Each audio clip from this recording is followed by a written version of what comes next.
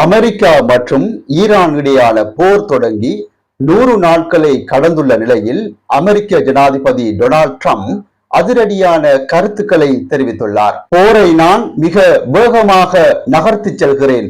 Vietnam போர் 19 ஆண்டுகள் நீடித்தது.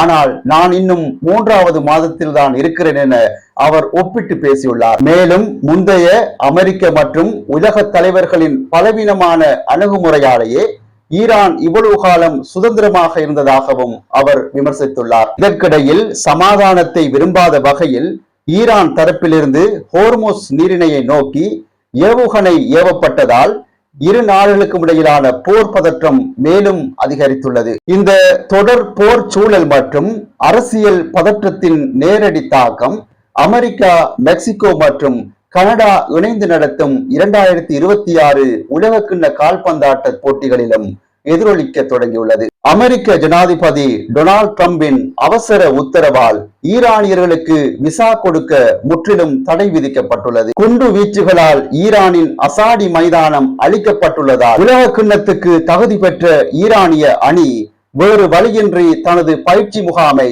மெக்சிகோக்கு மாற்றியுள்ளது. அரசியல் காரணங்களுக்காக அணியிலிருந்து முக்கிய வீரர்களும் நீக்கப்பட்டுள்ளனர். ஈரான் மட்டுமின்றி கானா, தென்னாப்பிரிக்கா மற்றும் சுவிட்சர்லாந்து ஆகிய நாடுகளைச் சேர்ந்த வீரர்கள் மற்றும் ரசிகர்களுக்கு அமெரிக்க விசா அதிக அளவில் நிராகரிக்கப்படுகின்றன.